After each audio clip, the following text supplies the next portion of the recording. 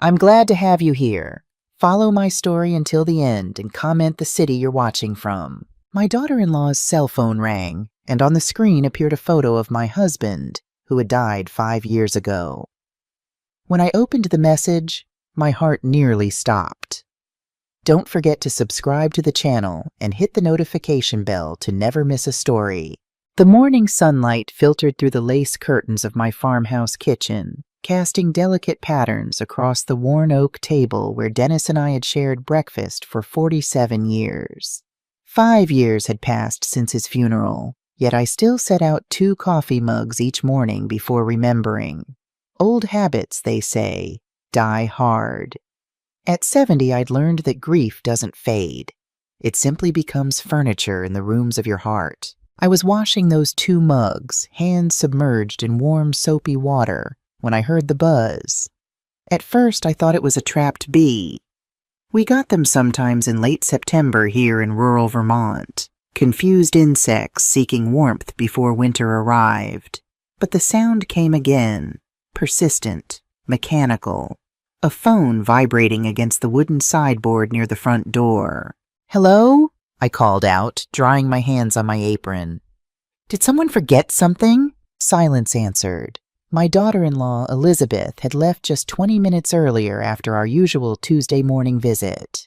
She came every week like clockwork, ostensibly to check on me, though I suspected it was more about maintaining appearances than genuine concern. Elizabeth had always been polished, perfect, the kind of woman who color-coordinated her grocery lists and never had a hair out of place.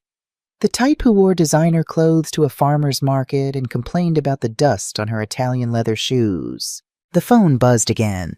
I walked to the sideboard, my knees protesting slightly. The device lay face up, its screen illuminated.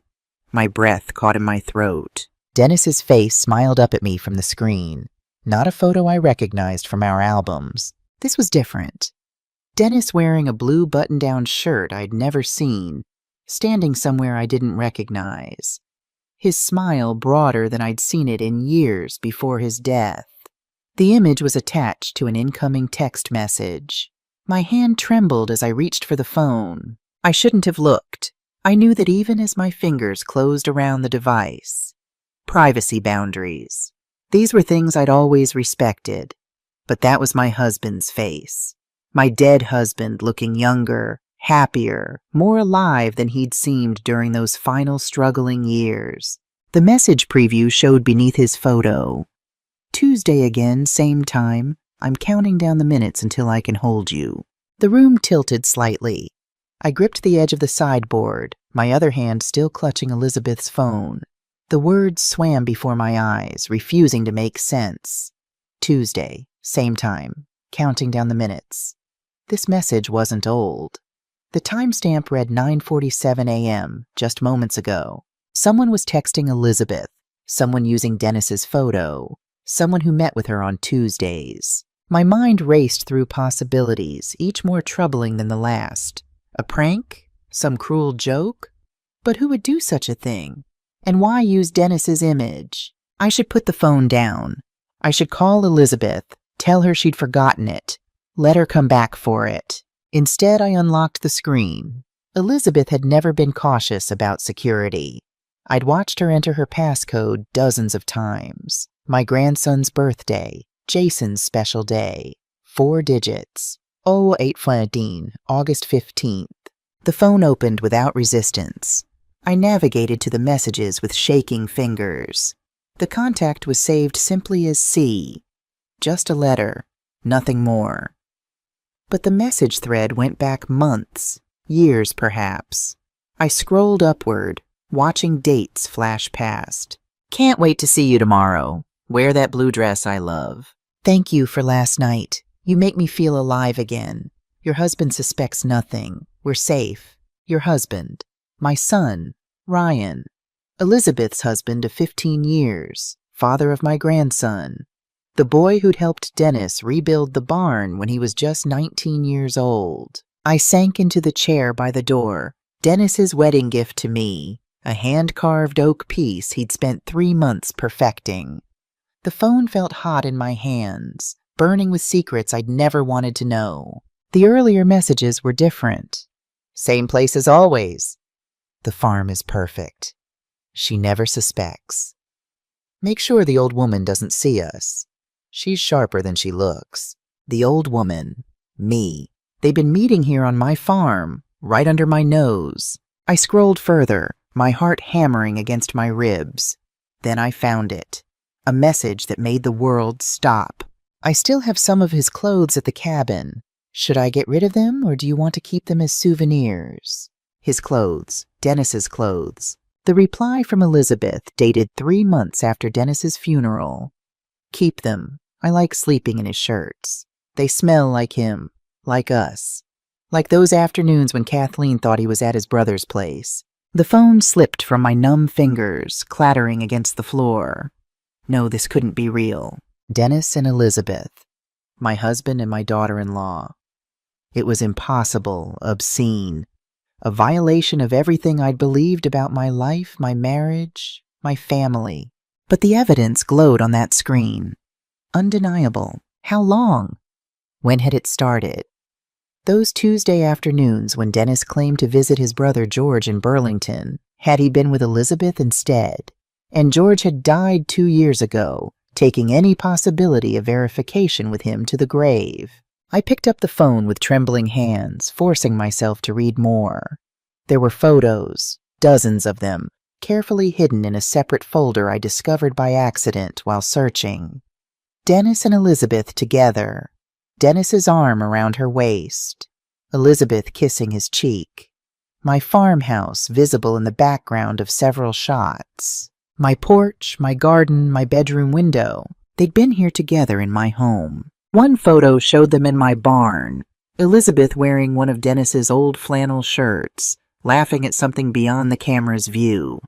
The date stamp read July 2020, 5 months before Dennis's heart attack. 5 months before I'd sat beside his hospital bed, holding his hand, whispering that I loved him, that everything would be all right.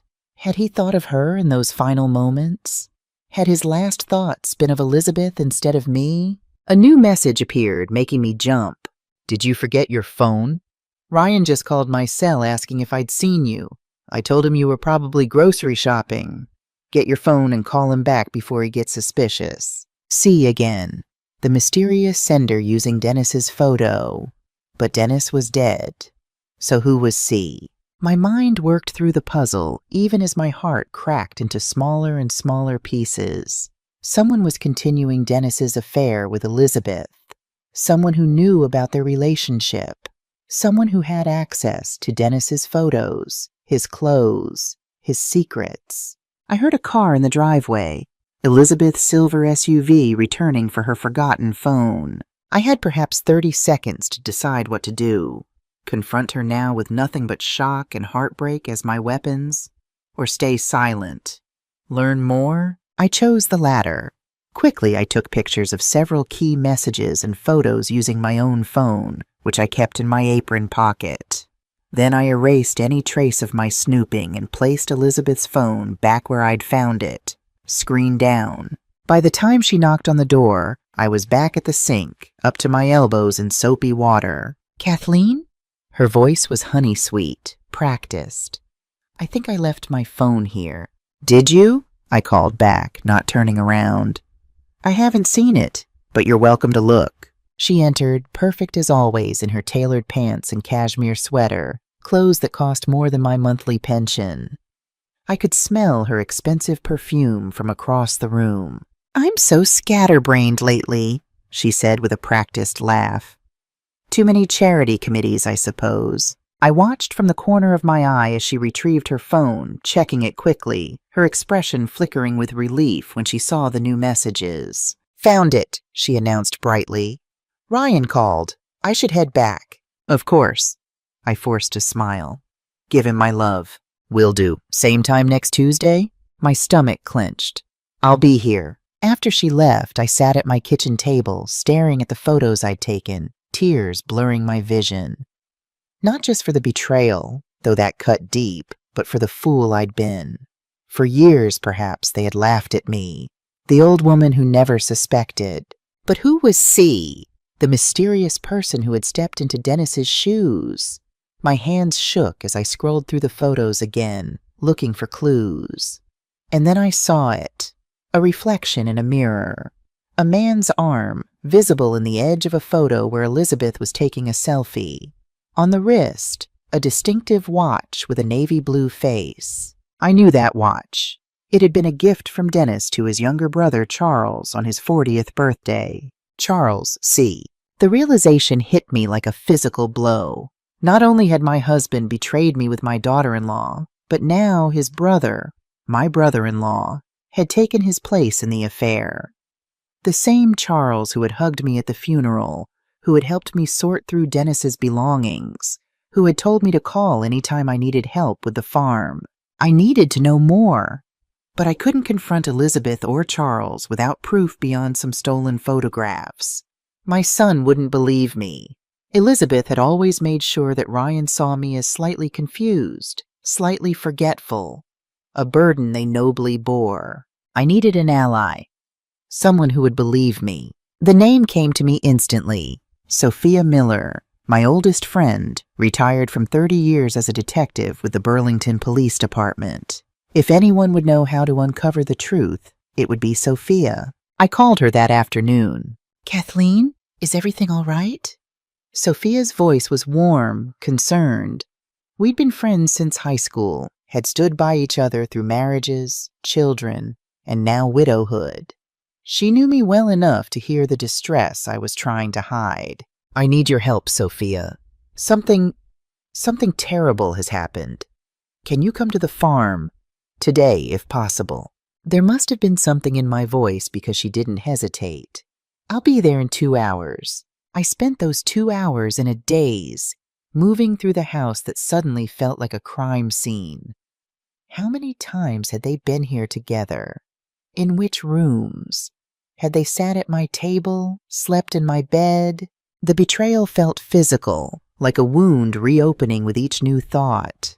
I found myself in Dennis's study, a room I rarely entered anymore. It remained largely as he'd left it.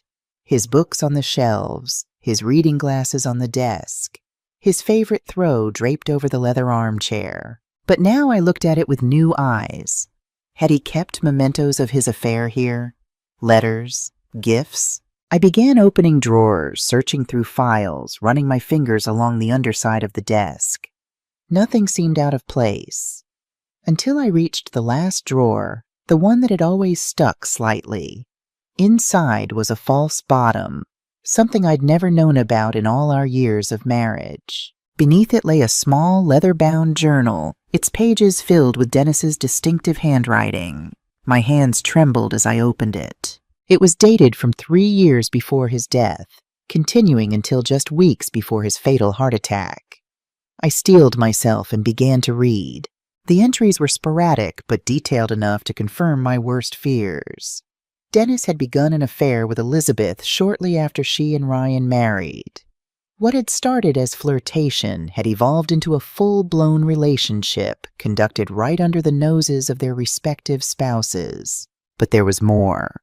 Mentions of money, large sums moving between accounts, references to the plan and when it's all over. And most disturbing, entries about his health, complaints of strange symptoms, numbness, dizziness, blurred vision. Symptoms he'd hidden from me but documented here. Could something be wrong with my heart? Or is it something else? He'd written 4 months before his death. The symptoms come after she visits. Am I imagining things? I'm afraid to tell Kay. The final entry chilled me to the bone. I think they're poisoning me slowly. C has always wanted the farm. E has always wanted the money. I've been a fool. I've hurt the only person who truly loved me. If anything happens to me, Kay needs to know the truth. But he'd never told me. He died with these secrets locked away, perhaps hoping I'd never discover them. The sound of a car in the driveway pulled me from my horrified reading. I quickly replaced the journal, making sure everything looked undisturbed. Sophia arrived with her usual no-nonsense efficiency. a small overnight bag in one hand and a bottle of good bourbon in the other. At 68, she remained sharp as ever, her silver hair cut in a practical bob, her eyes missing nothing. "All right," she said, settling at my kitchen table after I'd made coffee. "Tell me everything." And I did. The phone, the messages, the photos, the journal. She listened without interruption, occasionally making notes in a small pad she produced from her purse. "You think they killed him?" she said when I'd finished. "Not a question. I think they might have," I admitted, the words sounding insane even to my ears. "His symptoms, they match thallium poisoning. I looked it up. It's sometimes called the poisoner's poison because it's hard to detect unless you're specifically looking for it." Sophia nodded slowly. "And Elizabeth has a chemistry background?" "Degree from UVM. She worked in a lab before marrying Ryan." "And Charles, what's his angle?" "Money, probably. And the farm. Dennis inherited it from our parents, not Charles.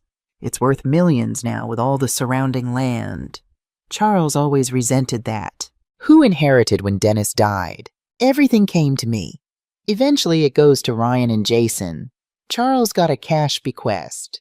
Quite generous, actually, but not the property. So they killed Dennis, but you're still in the way." Sophia's bluntness was oddly comforting. She believed me. And now they're continuing their affair, biding their time until... Until what? Until I die too? The thought sent ice through my veins. "You think I'm in danger?" "I think we need more proof before going to the police. But yes, Kathleen, I think you could be in danger. If they were willing to kill once for this property, they might try again." We talked late into the evening, forming a plan. Sophia would stay with me for a few days, ostensibly as a visiting friend. We'd set up small cameras in key areas of the house and farm. We'd monitor Elizabeth's Tuesday visits. We'd gather evidence, build a case. "What about Ryan?" I asked, my heart breaking for my son.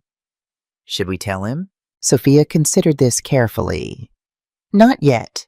We need irrefutable evidence first. Elizabeth has spent years making sure he sees you as, well, as a doddering old woman," I finished bitterly. "She's always undermining me.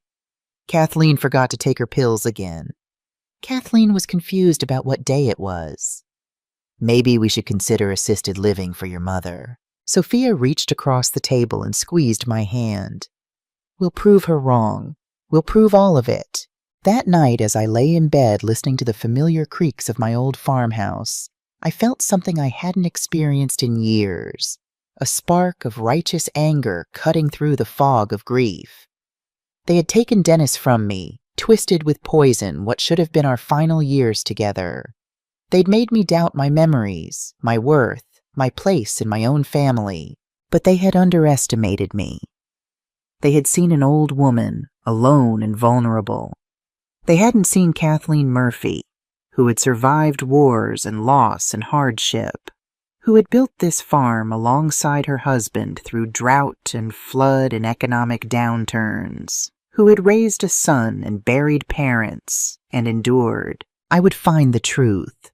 I would protect my son and grandson, and I would make Elizabeth and Charles pay for what they had done. The next morning, Sophia and I began our investigation in earnest. First, we installed tiny cameras in the living room, kitchen, and barn, places where Elizabeth was likely to meet Charles if they continued their Tuesday rendezvous. The cameras fed directly to Sophia's laptop, which we kept secure in my bedroom. Next, we searched the property for the cabin mentioned in the texts. I knew of an old hunting cabin on the far edge of the property, deep in the woods where Dennis used to go during deer season, but I hadn't been there in years. "Let's check it out," Sophia suggested. "If that's their meeting place, we might find evidence." The half-mile walk through dense woods was challenging for both of us, but determination drove us forward. The cabin, when we reached it, looked well-maintained, much better than it should have after years of supposed abandonment. "Someone's been taking care of this place," Sophia observed, trying the door. It was locked. "Dennis kept a spare key under the north corner stone," I said, kneeling with difficulty to retrieve it. Inside, the cabin told the story I dreaded. It was clean, furnished with a comfortable bed, a small kitchen area, and personal touches. Flowers in a vase, books stacked by the bedside, 2 wine glasses on the counter. On the back of a chair hung a man's jacket that I recognized as belonging to Charles, and draped across the bed was a blue dress, the one mentioned in the text messages. "Take pictures of everything," Sophia instructed, pulling on latex gloves she'd brought. "Don't touch anything they might notice has been moved." I photographed while Sophia searched methodically. In a drawer beside the bed, she found what looked like a pharmacy bottle without a label. "Could be where they kept the poison," she said, carefully bagging it. "I know someone who can test this." In a closet, we found several of Dennis's shirts, preserved almost like relics. I felt sick looking at them, remembering how I'd searched for his favorite flannel after his death, never finding it. But the most damning evidence came from a small metal box hidden under a floorboard beneath the bed, a hiding place I knew because Dennis and I had created it years ago to store emergency cash. Inside were documents, financial records showing transfers of money from Dennis's accounts to offshore holdings. A second will, forged with my signature, leaving the farm to Elizabeth in the event of both Dennis's and my deaths.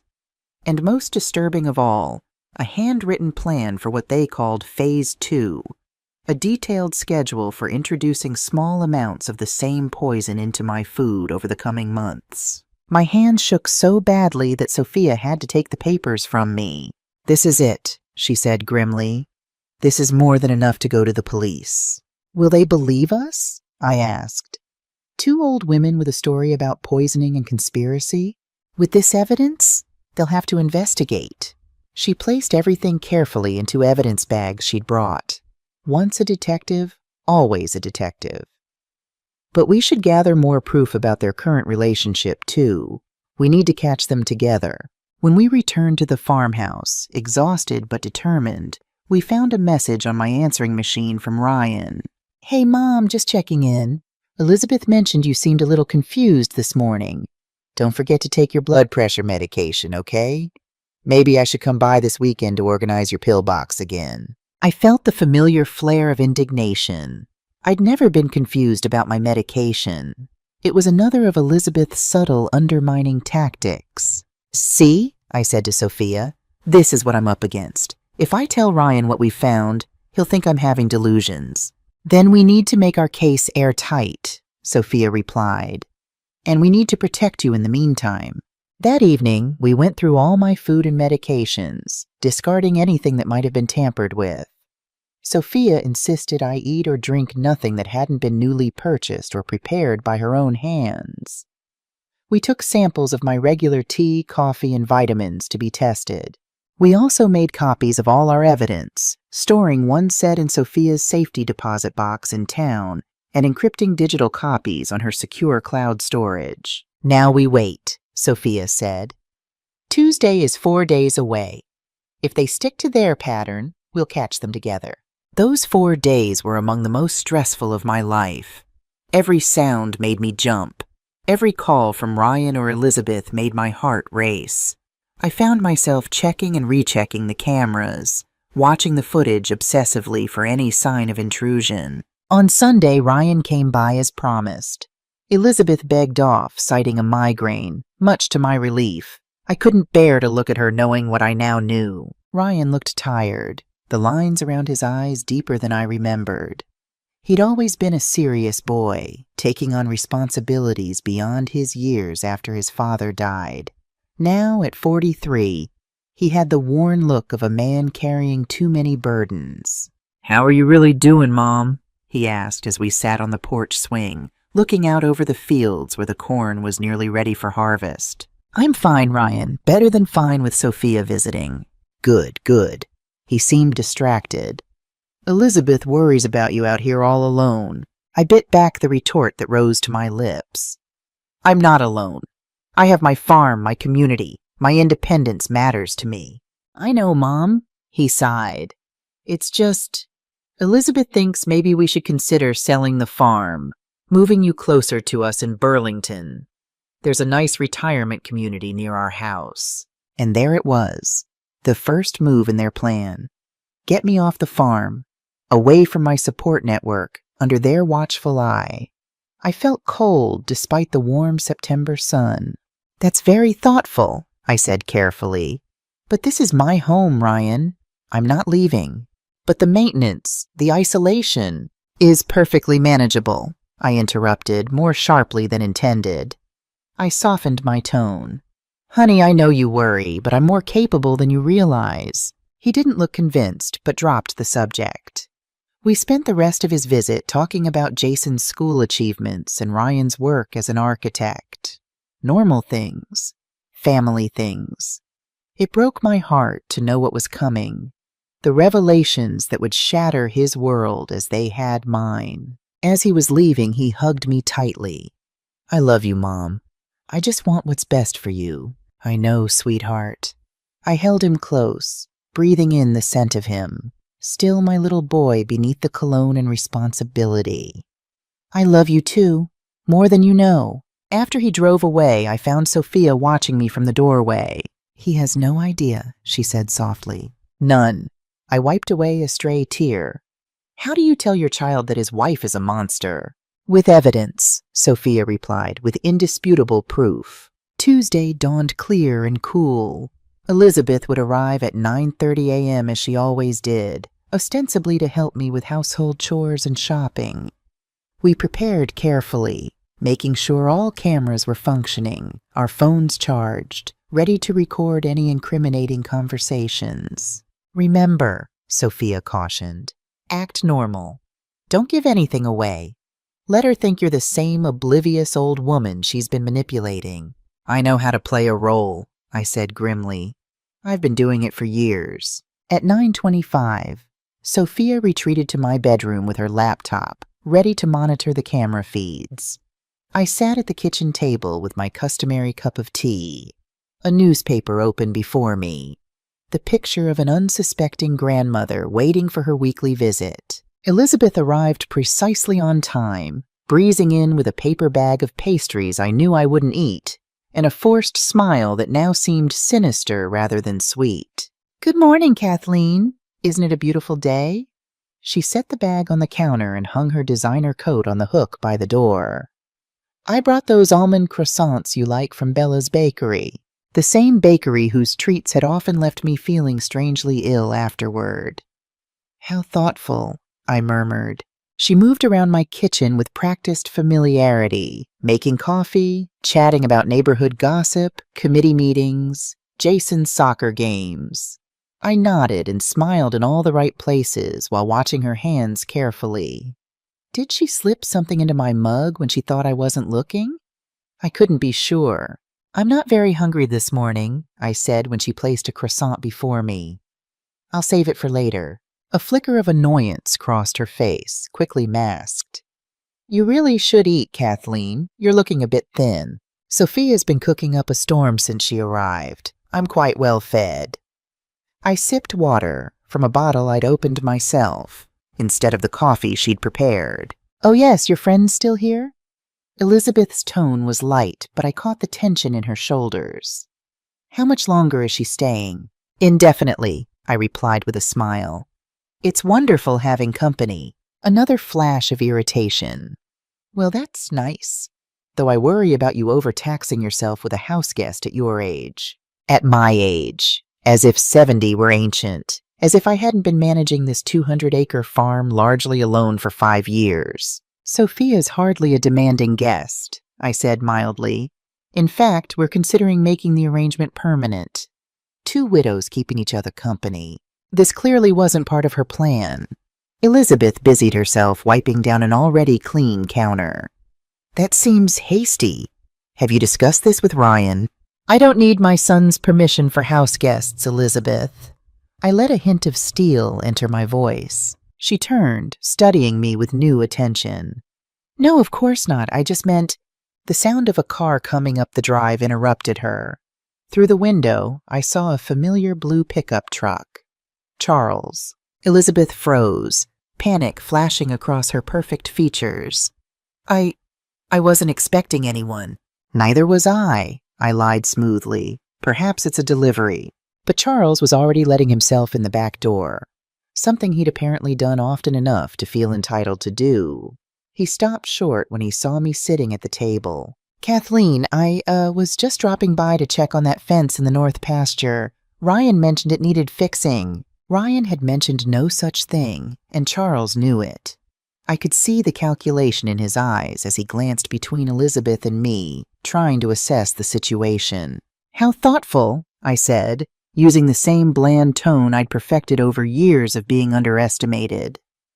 "Elizabeth and I were just having coffee. Would you like some?" "I can't stay," he said quickly. "Just wanted to measure that fence for materials." "I'll show you where it is," Elizabeth offered immediately. "Kathleen, we'll be right back." They practically bolted from the kitchen, heads already together in urgent conversation as they headed toward the barn, exactly where one of our best cameras was positioned. I waited until they were out of sight, then texted Sophia. "They're headed to the barn, both of them." Her reply came seconds later. "Cameras rolling. Stay in the house." I had no intention of confronting them alone. Instead, I quickly dumped the coffee Elizabeth had prepared for me and the suspicious pastries into a plastic bag, sealing it for evidence. Then I waited, watching the clock. Elizabeth and Charles returned 20 minutes later, their urgent conversation apparently concluded. Both looked composed again, though a trained eye might notice Elizabeth's freshly applied lipstick or the hay clinging to Charles's jacket sleeve. "That fence definitely needs work," Charles announced with false heartiness. "I'll come back with materials later this week." "No rush," I said pleasantly. "The cattle aren't using that pasture until spring." A flicker of surprise crossed his face. He'd forgotten that I knew every inch of my own farm, every seasonal routine, every practical detail of the operation he coveted. "Well, best to get these things done before winter," he blustered. I should get going. After awkward goodbyes, he left. Elizabeth made a show of checking her watch. "I should be going too," she said. "I have a charity luncheon at noon. Will you be all right on your own until Sophia gets back?" "Where did she go?" I asked, playing along. "You said she went into town for groceries," Elizabeth replied smoothly, watching my face for signs of the confusion she expected. The confusion she'd been carefully cultivating in everyone's perception of me. "Oh, of course," I said. "Senior moment. Yes, I'll be fine." The patronizing smile she gave me made my skin crawl. "Call if you need anything. See you next Tuesday, if not before." After she left, Sophia emerged from my bedroom, her expression grim. "We got it all," she said. "Every word, every interaction in the barn, and it's damning, Kathleen. They're not just having an affair. They're actively planning to escalate their poisoning schedule. Apparently, I'm throwing off their timeline." A chill ran through me. They mentioned poison? Explicitly? Explicitly enough. Charles was angry that Elizabeth hadn't made more progress with your treatments. They discussed doubling the dosage in your tea, adding it to your medications. I sank into a chair, legs suddenly weak. "They really are trying to kill me." "They really are," Sophia confirmed, sitting beside me. "But we've got them now. This, combined with what we found at the cabin in Dennis's journal, it's enough.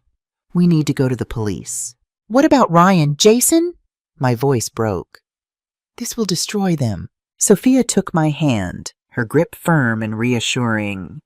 "The truth is already destroying them, Kathleen. They're living with a murderer. You're protecting them by bringing this to light, not hurting them." I nodded, drawing strength from her certainty. "Then let's do it, today." Sophia made the call to her former partner, now a captain with the Vermont State Police. Detective Gregory Bennett arrived within the hour, a serious man in his 50s who listened without interruption as we presented our evidence. The photos from Elizabeth's phone, Dennis's journal, the items from the cabin, and finally, the damning video of Elizabeth and Charles discussing their plans for me. "This is substantial," he said when we finished. His professional demeanor couldn't quite hide his shock. "We'll need to move quickly. Mrs. Murphy, I'd like to place you in protective custody while we build this case." "No," I said firmly. "I'm staying at my farm." but I understand the danger. That's why Sophia's here." Detective Bennett looked like he wanted to argue, but thought better of it. "Then we'll post an officer nearby, discreetly." "What happens now?" I asked. "Now we gather more evidence. We'll need to exhume your husband's body, test for the poison they mentioned. We'll execute a search warrant on the cabin, their homes, their personal devices. Build an airtight case." He stood, tucking his notebook away. "In the meantime, take precautions. Don't eat or drink anything they might have access to. Don't confront them. Let them think they're still in control." After he left, Sophia and I sat in silence for a long moment, the weight of what we'd set in motion settling around us. "Are you all right?" she asked finally. "No," I admitted, "but I will be when justice is done." What I didn't say, what I couldn't bring myself to say aloud, was that justice would devastate my son. My sweet Ryan, who thought he had a loving wife, would soon learn that she was not only unfaithful, but a cold-blooded murderer who had killed his father and planned to kill his mother. How did one recover from such a betrayal? And Jason, my innocent grandson who adored his mother, how would he understand any of this? That night I took out the photo albums I kept in the living room bookcase. Pictures of Ryan growing up, Dennis teaching him to fish, his high school graduation, his wedding to Elizabeth, both of them beaming, me and Dennis proud beside them, Charles visible in the background with a champagne glass raised. Had it already started by then? Had Elizabeth married my son while carrying on with my husband? The thought made me physically ill. I turned the pages, finding photos of Jason as a baby, as a toddler, as the gangly 10-year-old he was now. His face so like Ryan's at that age, so like Dennis's in some expressions. My family, my heart. "We'll get through this," I whispered to their smiling images. "Somehow, we'll get through this." But as I closed the album, I couldn't ignore the hard truth. Nothing would ever be the same again. The next morning, I woke to the sound of rain tapping against my bedroom window. For a moment, in that hazy space between sleep and wakefulness, everything was normal. Then reality crashed back. The betrayals, the poisoning, the investigation now underway. I turned to find Sophia already awake in the twin bed we'd moved into my room for safety. Neither of us wanted to be alone with killers on the loose. "Morning," she said, her voice gravelly with sleep. "You managed a few hours. That's something. Did you sleep at all?" I asked, noting the dark circles under her eyes. "Enough." She swung her legs over the side of the bed with a groan. "Never thought I'd be back on an active investigation at my age."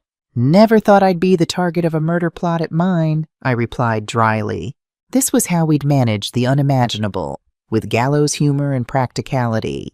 There was no room for hysteria or collapse, not if we wanted to survive. Detective Bennett called while we were having breakfast, toast and eggs that Sophia had prepared using ingredients she'd purchased herself. "We've secured the exhumation order for your husband's remains," he informed me. "The process will begin tomorrow. We're prioritizing toxicology." "How long until we have results?" I asked, my stomach churning at the thought of Dennis's body being disturbed after 5 years of rest. "Expedited testing could take a week, maybe less. We're focusing specifically on thallium and other heavy metal poisons based on the evidence you provided." After hanging up, I stared out the window at my rain-soaked farm. In the distance, I could see the old maple tree where Dennis had hung a swing for Ryan as a boy, where years later he'd done the same for Jason. "What am I going to tell my son?" I whispered. Sophia sighed heavily. "The truth eventually, but not yet. Bennett's right. We need absolute certainty first." Our plan for the day was to review the footage from yesterday's barn encounter between Elizabeth and Charles, documenting every incriminating statement for the investigation. But fate had other plans. My phone rang at 10:17 a.m., Ryan's number. "Mom?" His voice was tight with worry. "Is everything all right out there?" My heart raced. "Of course, honey. Why wouldn't it be? There's a police car parked at the end of your lane. Elizabeth drove by this morning and noticed it." Of course she had. Nothing escaped her notice. especially not something threatening her plans. Oh, that, I said, thinking quickly. There have been some break-ins at farms in the area. The sheriff's department is increasing patrols. A half-truth. Detective Bennett had stationed an officer nearby for my protection, disguised exactly as I described. Why didn't you tell me? Ryan sounded hurt. If there's a security concern, it's nothing to worry about, just a precaution. How's Jason? I deliberately changed the subject. He's fine. Got an A on his science project. Ryan paused. Mom, Elizabeth thinks maybe we should come stay with you for a few days, just to be safe. Ice flooded my veins. They were adapting their strategy, using the police presence as an excuse to get closer, to monitor our investigation.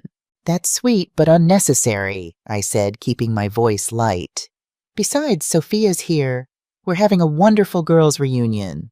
Elizabeth mentioned that. She's a bit concerned about your friend's extended stay. Says you seem different since she arrived. I could just imagine what Elizabeth had said. That I seemed confused, paranoid. That perhaps my mental state was deteriorating. Different how? I challenged, unable to keep the edge from my voice. I don't know. More secretive? Less yourself? Ryan sounded uncomfortable. Look, Mom, Elizabeth cares about you. We both do. The irony was almost unbearable.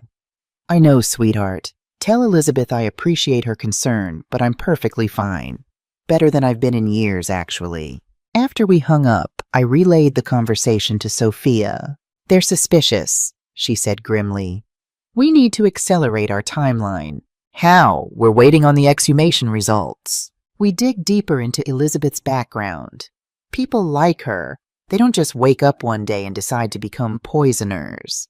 There's usually a pattern. Sophia was right.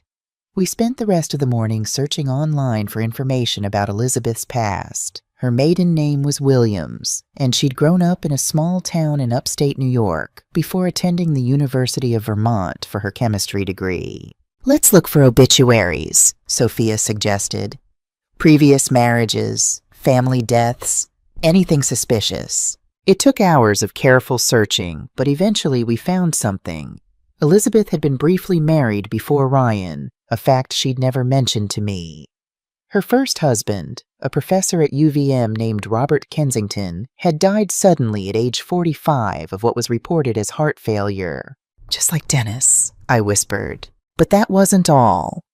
Elizabeth's wealthy grandmother had also died unexpectedly while Elizabeth was living with her during college, leaving her granddaughter a substantial inheritance. 2 suspicious deaths connected to Elizabeth, both benefiting her financially, Sophia noted, writing in her notebook. I'll have Bennett look into Kensington's death, see if an exhumation is warranted there too. How did we miss this? I wondered aloud. How did my son marry this woman without knowing about her first husband? People like Elizabeth are expert manipulators. They create the narrative they want others to believe. Sophia closed her laptop. And they target trusting people, like your son, like your husband. The thought made my blood boil. My family, preyed upon by this calculating woman. And Charles, Dennis's own brother, helping her. But our investigation wasn't done. That afternoon, with Detective Bennett's knowledge, we decided to search Charles's cabin more thoroughly. With Elizabeth and Charles both working in Burlington during weekdays, it was the perfect opportunity. We dressed in rain gear and hiking boots, carrying backpacks with gloves, evidence bags, and Sophia's digital camera. The protective detail followed at a discreet distance, ensuring our safety while remaining invisible to casual observers. The cabin was locked, but I still had the key. Inside, nothing had changed since our previous visit, except perhaps the lingering scent of Elizabeth's perfume, more pronounced now, as if she'd been there recently. Eddie, let's check for hidden compartments, secret storage, Sophia directed. If they kept evidence of poisoning Dennis, they might have materials for their plan for you. We searched methodically, checking every floorboard, every drawer, every possible hiding place. In the bathroom, behind a loose tile, we found a small waterproof container holding several unmarked pill bottles and vials. Don't touch them without gloves, Sophia warned. That could be the poison right there. Using her phone, she photographed each item in place before carefully bagging them for Detective Bennett. In a hollowed-out book on the bedside table, we discovered a USB drive. This could be crucial, Sophia said, pocketing it. Financial records, perhaps, or communication between them. Our most disturbing find came last. In a weatherproof box buried beneath the cabin's back step was a document laying out a detailed contingency plan. If I became suspicious, or if authorities started investigating Dennis's death, they had a backup strategy: frame me for Charles's murder, using my supposed deteriorating mental state as the motive. They've thought of everything, I said, hands shaking as I read their meticulous plans. They were going to plant evidence in my house, forge threatening notes from me to Charles. This is their insurance policy, Sophia realized. But it's become our evidence instead. We carefully documented everything, then replaced items exactly as we'd found them. The last thing we needed was for Elizabeth or Charles to realize we'd been investigating. On our way back to the farmhouse, I felt eyes watching us from the woods. Probably our protective detail, I thought. But an uneasy feeling persisted. Sophia, I whispered, I think someone's following us. She didn't turn around or change her pace. I see the movement. Just keep walking normally. Our officer should intercept anyone suspicious. We made it back to the house without incident, but the feeling of being watched remained. After securing the doors and windows, we called Detective Bennett to report our findings. The documents about framing you are particularly concerning, he said after we described everything. It shows premeditation and sophisticated planning. Will it be enough? I asked, without the toxicology results? It strengthens our case considerably. I'm sending someone to collect the evidence you gathered immediately. He paused. Mrs. Murphy, I have to ask again. Would you consider relocating to a safe house until we make arrests? I looked around at my kitchen, the heart of the home I'd shared with Dennis, where I'd raised my son, where generations of my family had gathered. This is my home, Detective. I won't be driven from it by fear. After hanging up, Sophia gave me a long look. You're either the bravest woman I know or the most stubborn. Probably both, I admitted with a weak smile. That night, we reviewed the footage from the hidden cameras again, focusing on Elizabeth and Charles's conversation in the barn. With headphones and enhanced audio, we could now make out most of what they'd said. She's not declining as quickly as we planned, Elizabeth had hissed, pacing between hay bales. That friend of hers is throwing everything off. Calm down, Charles had replied, catching her arm. We'll adapt. We always do. You don't understand. I found something in her kitchen yesterday. Dennis's old journal. It wasn't there before. My blood froze. I hadn't returned the journal to its hiding place. I'd forgotten. And now they knew. What was in it? Charles had demanded. I couldn't read it all. She came back too quickly. But he was documenting his symptoms. Charles, he suspected something. It doesn't matter now. He's dead, and no one's questioned it for 5 years. But if Kathleen finds it, then we accelerate our timeline, Charles had said coldly. Double her dosage. Make it look like a stroke. With her age, no one will question it. The clinical way they discussed my murder made my skin crawl. These people had sat at my dinner table, had hugged me at Dennis's funeral, had pretended to care about my well-being while plotting my death. We need to find that journal, Elizabeth had insisted. If Ryan sees it... I'll handle Ryan if necessary, Charles had interrupted. He trusts me. I'll convince him his mother's becoming paranoid, imagining things. You've already laid that groundwork, haven't you? Elizabeth had nodded, a smug smile crossing her face. For years. Everyone thinks she's a sweet old lady losing her grip. No one will believe her over us. The conversation had continued, detailing their plans to search my house for the journal when I wasn't home, to increase the poison in my regular tea, to stage an accident if all else failed. By the time we finished reviewing the footage, I felt physically ill. The casual cruelty, the calculated deception, it was almost too much to bear. They know we're onto them, I said hoarsely. They just don't know how much we know. This actually works in our favor, Sophia pointed out. They'll get sloppy if they panic, make mistakes, or they'll get desperate and try something more direct. I couldn't suppress a shudder. That's why we have protection. And each other. Sophia squeezed my shoulder. Get some rest, Kathleen. Tomorrow will be another long day. I tried to sleep, but found myself staring at the ceiling, mind racing with fragments of conversation, images of Dennis in his final days, questions about how long the deception had been going on. Had Elizabeth targeted Ryan specifically to get close to our family? Had she seduced Dennis first, then moved on to Charles when Dennis became a liability? The next morning brought a new complication. Elizabeth called early, her voice syrupy with false concern. Kathleen, I just wanted to check on you. Ryan's so worried. I'm perfectly fine, I replied stiffly. Just busy with Sophia's visit. About that, Ryan and I were thinking it might be good for you to see Dr. Winters soon. Just for a checkup. He specializes in geriatric care. Geriatric. As if I were ancient and infirm instead of an active, healthy 70-year-old. My regular doctor is fine, thank you. I struggled to keep the anger from my voice. Of course, but Dr. Winters has such experience with cognitive issues in older adults. And there it was, the continued undermining, the suggestion of mental decline, setting the stage for no one to believe me if I accused them. How thoughtful, I said, infusing my voice with the bland pleasantness I'd perfected. I'll consider it. Wonderful.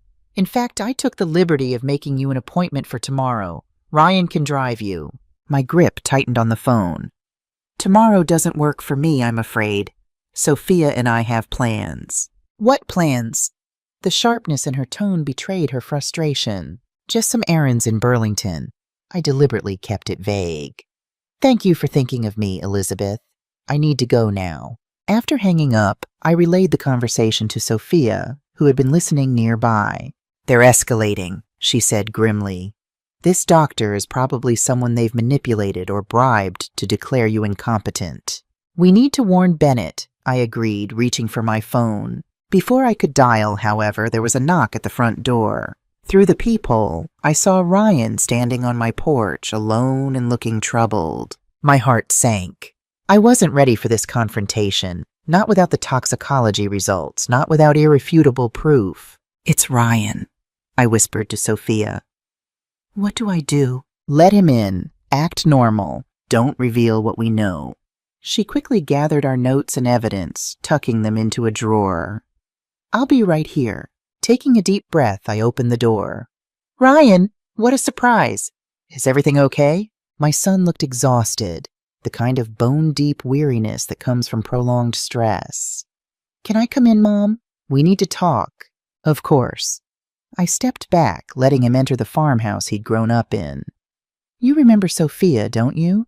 Ryan nodded to Sophia, who had positioned herself casually in the living room armchair, a book open on her lap as if she'd been reading peacefully.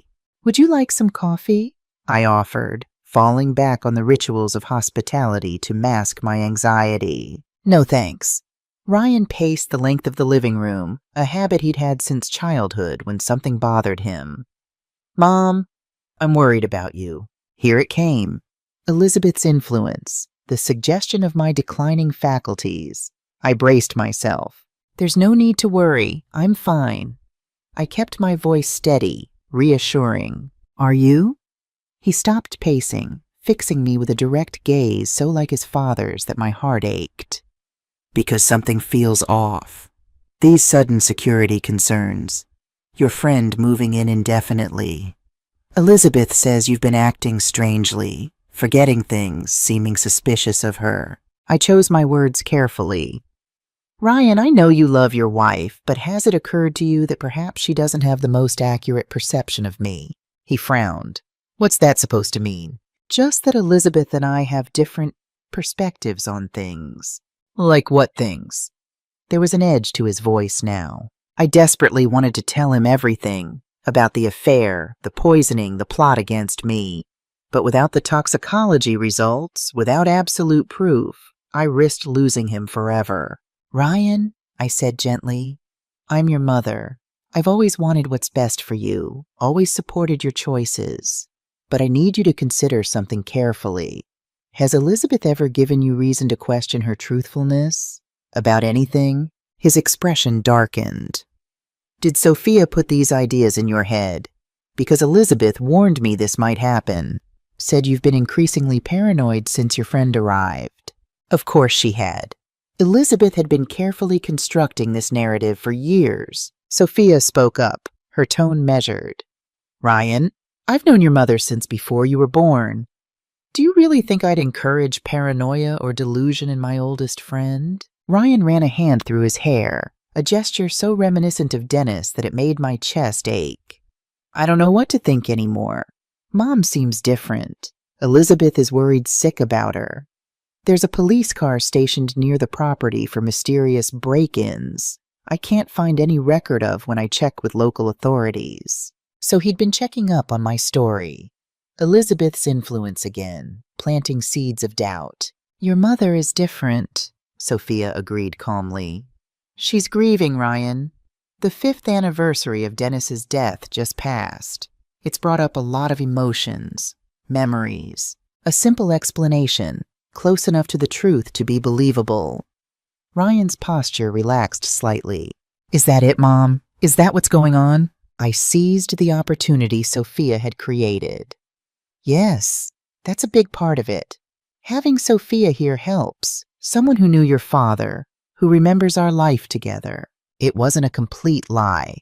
Dennis's death, or rather murder, was indeed at the center of everything. Ryan nodded slowly. I wish you'd just told me. I understand grief, Mom. I miss Dad, too. The irony of his statement made my throat tighten. He had no idea how much reason he truly had to grieve his father. I'm sorry, sweetheart. I didn't want to burden you. I reached for his hand. You have enough on your plate with work and Jason. He squeezed my fingers. You're never a burden. I just want to make sure you're okay. He hesitated. Elizabeth thought maybe you should see someone. A doctor who specializes in grief counseling. Not cognitive issues, as Elizabeth had suggested to me directly. She was telling Ryan one thing and me another. A classic manipulation tactic. I'll think about it, I promised, knowing I had no intention of seeing any doctor Elizabeth recommended. But really, I'm doing much better with Sophia here. Ryan stayed for lunch. A simple meal of sandwiches that Sophia prepared while he and I talked. He seemed satisfied with our explanation, or at least willing to accept it for now. As he was leaving, he hugged me tightly. I love you, Mom. Call me anytime, day or night, if you need anything. I love you too. I held him a moment longer than usual, wondering if this might be our last normal interaction before the truth exploded our lives. After Ryan's car disappeared down the driveway, Sophia turned to me. You did well. He's suspicious, but not of the right things. Yet, I added grimly. What now? Now we wait for the toxicology results. Sophia checked her watch. Bennett said the exhumation was happening today. With expedited testing, we could have preliminary results in 3-4 days. But we didn't have to wait that long for the next development. That evening, as darkness settled over the farm, my phone rang. Detective Bennett's number. Mrs. Murphy, he said, his voice tense. We've had a development. Officers executing a search warrant at Charles Murphy's residence discovered something concerning. He appears to have fled. Ice flooded my veins. What do you mean, fled? His house is partially packed up. Neighbors reported seeing him loading suitcases into his car this afternoon. His passport is missing from where he normally keeps it, according to his housekeeper. Elizabeth? I asked, dreading the answer. Still at your son's house, as far as we know. We have her under surveillance. Bennett paused. This changes things, Mrs. Murphy. Charles running suggests he knows we're investigating. It makes him more dangerous, more desperate. What should we do? I'm sending additional officers to your location immediately. In the meantime, secure all doors and windows. Don't answer for anyone except law enforcement. His tone left no room for argument. "This is no longer a precaution, Mrs. Murphy. It's a necessity." After hanging up, I relayed the news to Sophia, who immediately began checking the house's security. "We'll take shifts sleeping tonight," she decided. "One awake at all times." As we secured the farmhouse, a new text arrived on my phone from an unknown number. "You think you're clever, old woman. You have no idea what's coming." I showed Sophia, my hand trembling slightly. "That's Charles," she said grimly. "He's trying to intimidate you." "It's working," I admitted, jumping at a sudden sound outside. Just the wind rattling a loose shutter. Sophia's expression softened. "You've faced worse than an angry man with wounded pride, Kathleen. We both have. We'll get through this." She was right, of course. We'd both weathered storms that would have broken younger, less resilient women. But knowing Charles was out there, angry and desperate, brought back the vulnerability I'd worked so hard to overcome after Dennis died. The police arrived within 30 minutes, 2 officers who positioned themselves discreetly around the property. Their presence was reassuring, but I still felt exposed in my own home, watching shadows move across the walls as night deepened. "Try to rest," Sophia urged, setting up with her laptop at the kitchen table where she could monitor both the front and back entrances. "I'll wake you in 4 hours for your shift." I doubted I'd sleep, but I went to my bedroom anyway, leaving the door cracked so I could hear any disturbance. As I lay in the darkness, memories of Dennis flooded back. Not the sick, diminished man of his final months, but the vibrant farmer I'd married, the devoted father who taught Ryan to fish in our pond, the husband who danced with me in our kitchen on our 40th anniversary. Had he truly betrayed me with Elizabeth? Or had she manipulated and poisoned him from the beginning? Perhaps I'd never know the full truth, but I knew enough to seek justice for him, for myself, and for Ryan and Jason. A soft tapping sound pulled me from my thoughts. I sat up, listening intently. It came again, not from the windows or doors, but from above. The attic. Heart racing, I slipped from bed and moved silently to my bedroom door. "Sophia," I whispered urgently. She appeared in the hallway immediately, eyes alert. "What is it?"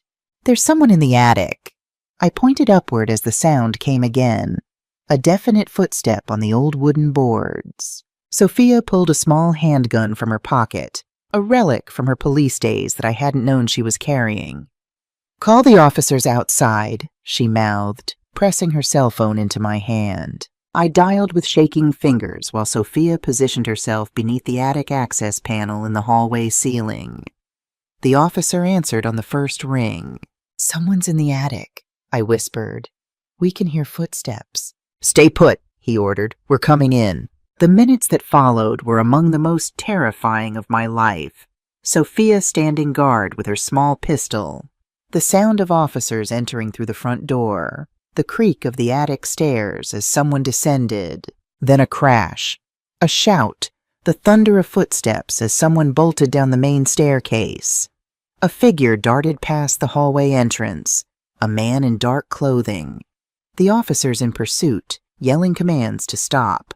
Another crash from downstairs, the sound of breaking glass. Then silence, followed by the crackling of police radios. "Stay here," Sophia ordered, moving cautiously toward the stairs. But I couldn't bear the uncertainty.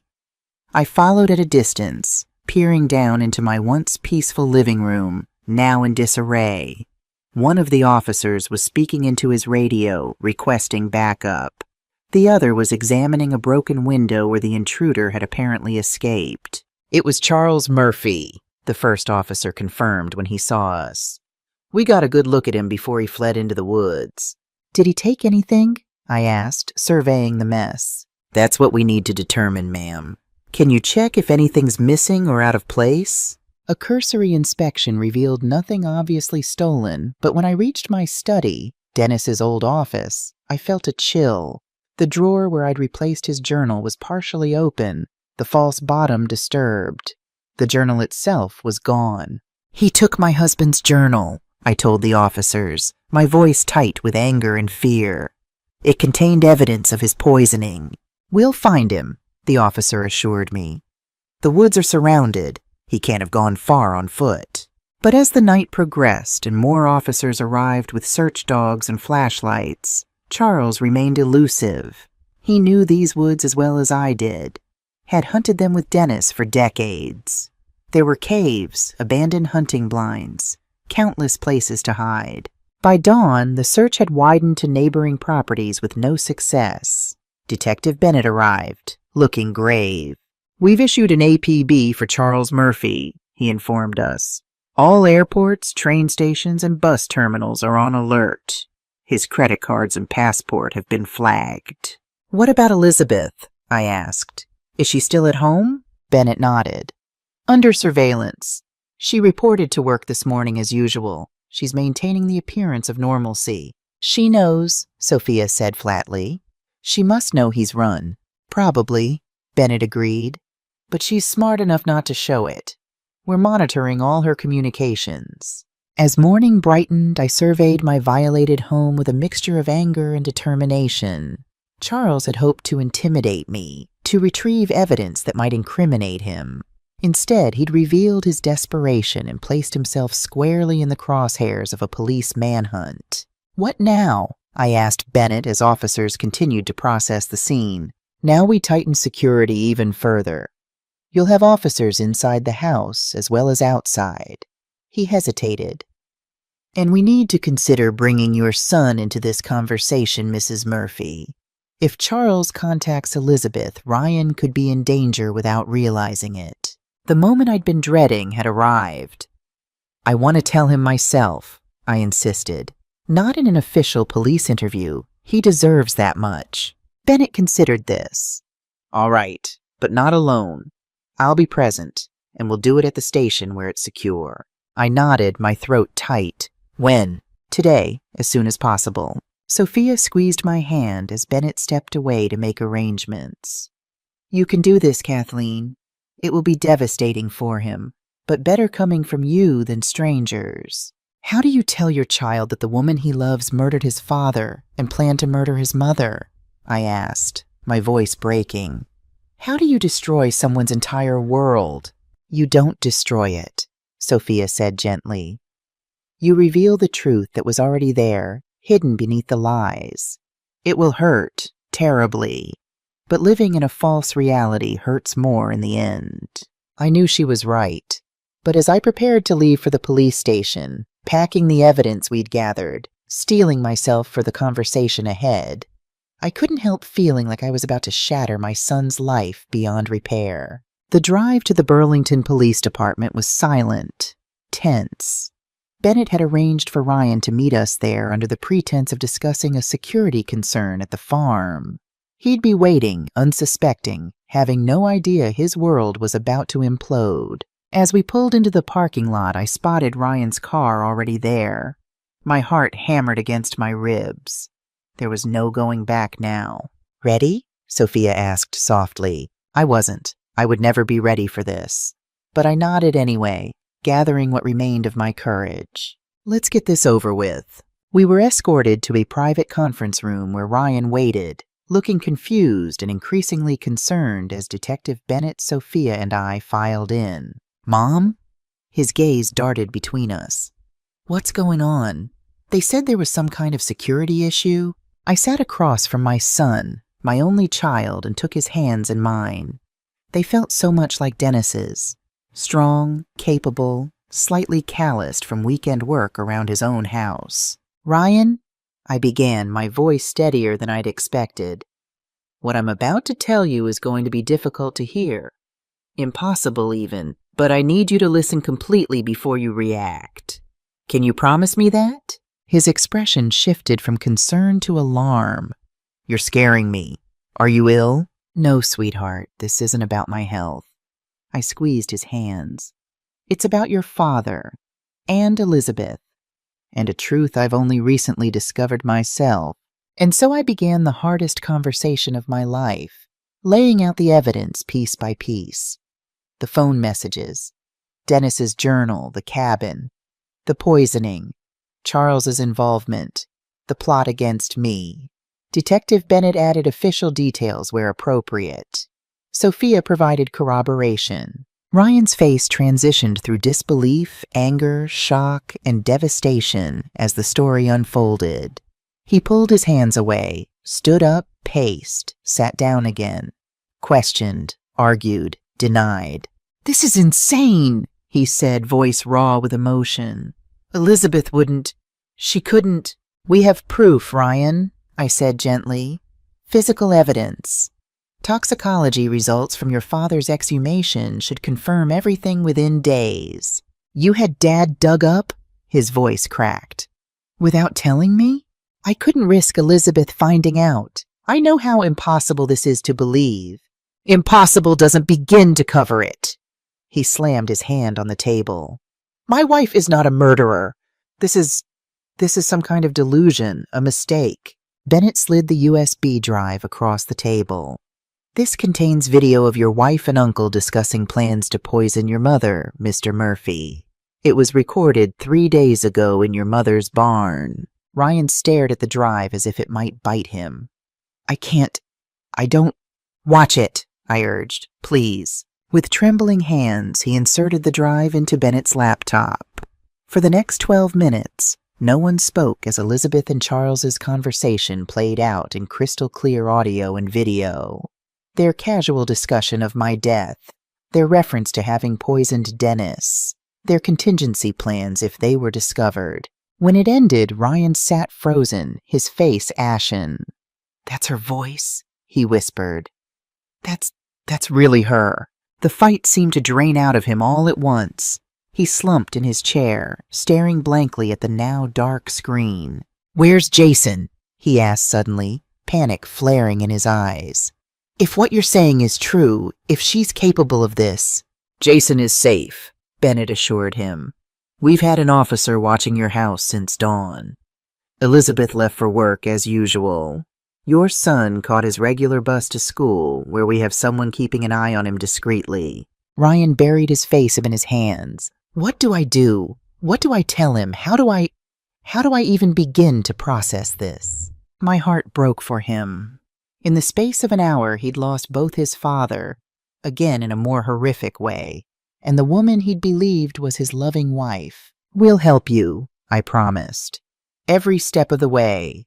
But right now, we need your cooperation to ensure Elizabeth doesn't suspect we're onto her, at least until Charles is apprehended." Ryan looked up, a new hardness in his eyes. "You want me to go home and pretend everything is normal? Sleep next to the woman who murdered my father and tried to murder my mother? Just for a day or two," Bennett said. "We're close to making arrests, but Charles is still out there. If Elizabeth realizes we're investigating, she might warn him or flee herself. Or hurt Jason," I added softly, voicing the fear I knew was foremost in Ryan's mind. He flinched as if struck. "You really think she would hurt her own son?" I wished I could reassure him, but the evidence of Elizabeth's capacity for betrayal and violence was overwhelming. "I don't know. I hope not. But we can't take that risk." Ryan was silent for a long moment, processing.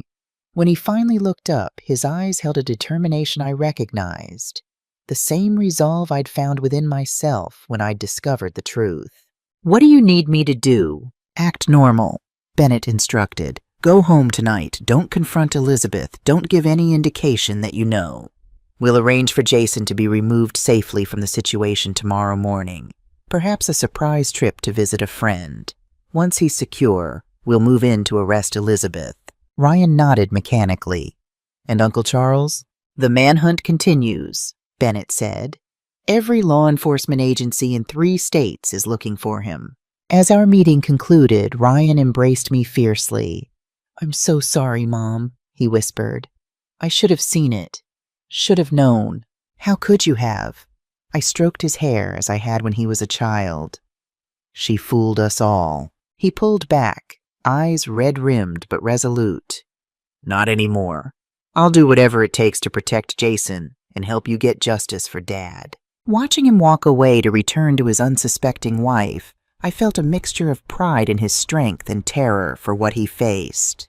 The next 24 hours would be among the most difficult of his life. living alongside a murderer, maintaining a facade of normalcy while his world collapsed around him. "He'll be okay," Sophia reassured me as we prepared to return to the farm under police escort. "He's your son after all. Resilience runs in your family." I hoped she was right, because the storm was far from over, and the most dangerous phase was yet to come. That night was the longest of my life. I couldn't stop thinking about Ryan, forced to return home and pretend everything was normal with the woman who had murdered his father and plotted to kill me. Every time my phone rang, my heart leapt into my throat, fearing the worst, that Elizabeth had somehow sensed his knowledge, that something had gone terribly wrong. The police presence at the farm had doubled after Charles's break-in. 2 officers remained inside the house with Sophia and me, while others patrolled the perimeter. Despite their reassurances, I couldn't shake the feeling that Charles was still out there in the darkness, watching, waiting. "Try to sleep," Sophia urged around midnight. "Tomorrow will be challenging enough without exhaustion." But sleep wouldn't come. I lay awake, staring at the ceiling, memories washing over me like waves. Dennis and I dancing at our wedding, Ryan taking his first steps across this very bedroom, family Christmases and Thanksgivings, the ordinary, beautiful moments that had made up our life together. All of it tainted now by betrayal and murder. My phone buzzed at 2:17 a.m., a text from Ryan. "She's asleep. I checked on Jason. Everything's quiet. Stay safe, Mom." Those few words brought tears to my eyes. My son's courage in the face of unimaginable circumstances. His concern for me even as his own world collapsed. "You too," I texted back. "I love you." Dawn broke with a clarity that seemed at odds with the darkness of our situation. The autumn sky was a perfect blue, the maple trees around the farm blazing with red and gold. Nature carried on, oblivious to human tragedy. Detective Bennett called at 7:30 a.m. with the day's plan. "We'll have an officer pose as a school administrator, calling about a special field trip that Jason was selected for. Ryan will drive him to the meeting point, which will actually be a secure location where we have officers waiting." "And then?" I asked, my mouth dry. "Once Jason is safe, we'll move in to arrest Elizabeth at her workplace. Simultaneously, we'll execute additional search warrants on her office, vehicles, and your son's home." "Any sign of Charles?" Bennett hesitated. "Nothing concrete, but there was a suspicious withdrawal from his bank account yesterday. A large sum in cash. He's preparing to run." After we hung up, Sophia and I sat at the kitchen table, picking at the breakfast neither of us had the appetite to eat. "What happens after?" I asked quietly. "After they're arrested, after the case is built, how does my family recover from this?" Sophia reached across the table, her weathered hand covering mine. "One day at a time, Kathleen. The human spirit has an astonishing capacity for healing, even from the deepest wounds. Ryan and Jason will never be the same." "No," she agreed. "But different doesn't have to mean broken. They'll find a new normal with your help." The hours crawled by, each minute stretching into what felt like hours.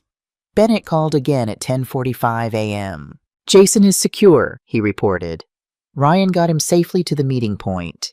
The boy thinks he's on a special science program field trip. We have a child psychologist with him who will help explain the situation once Elizabeth is in custody." Relief flooded through me, followed immediately by a new wave of anxiety. "And Elizabeth?" "We're moving in now. I'll update you shortly." The wait that followed was excruciating. I paced the kitchen, unable to sit still, jumping at every sound. Sophia remained outwardly calm, but I could see the tension in her shoulders, the way her eyes darted to her phone every few seconds. When Bennett finally called back, his voice was grim. "She's gone," he said without preamble. "Elizabeth never arrived at work this morning. Her office said she called in sick. When our officers went to your son's house, there was no sign of her. Her passport and suitcase are missing." My blood ran cold. She knew. Somehow she knew we were coming. "It appears so. We're reviewing surveillance footage, checking her phone records. But right now, our priority is finding her." "Ryan!" I gasped. Is he safe? He's with Jason and our officers. I've put them both under protective custody. After the call ended, I sank into a chair, my legs suddenly too weak to support me. She's gone, I told Sophia. Elizabeth disappeared before they could arrest her. Sophia's expression hardened. Charles must have warned her. They probably arranged a meeting point, which means they could both still be in the area. The thought sent a chill down my spine. The police will find them, Sophia assured me, but her tone lacked conviction. The day passed in a blur of police calls, updates, and growing apprehension. A nationwide alert had been issued for both Elizabeth and Charles. Their photos were being distributed to airports, border crossings, and transportation hubs. Bank accounts were frozen, credit cards flagged. Around 4 p.m., Ryan called. Mom? His voice was strained, exhausted. They've explained everything to Jason, as much as a 10-year-old can understand. He's confused, scared. He keeps asking for Elizabeth. My heart broke for my grandson. How are you holding up? I don't know, he admitted. I keep thinking I'll wake up and this will all be some horrible nightmare. That Dad will still have died from heart problems. That my wife will still be the woman I thought I married. His voice cracked. I want to see you, Mom. The officers say it's not safe yet, but as soon as they clear us, I want to bring Jason to the farm. I'll be waiting, I promised. We'll get through this together. After we hung up, I found myself drawn to Dennis's study again. The room felt different now, haunted not by grief, but by betrayal. The empty space where his journal had been seemed to mock me. They're not going to find them, I said when Sophia joined me. Charles knows these woods, these back roads, better than any police officer. He's been hunting here his entire life. The police have resources he doesn't, Sophia countered. Helicopters, thermal imaging, manpower. But Charles and Elizabeth have desperation and a head start. I moved to the window, staring out at the familiar landscape of my farm. They're out there somewhere, trying to escape the consequences of what they've done. As dusk settled over the farm, an unsettling thought began to form. What if they're not running? I said suddenly, turning to Sophia. What if they're planning something else? She frowned. Like what? A final act of revenge. Charles lost everything when we exposed him. His reputation, his freedom, his future. Elizabeth, too. People like that, when cornered, become even more dangerous, Sophia finished, her expression grave.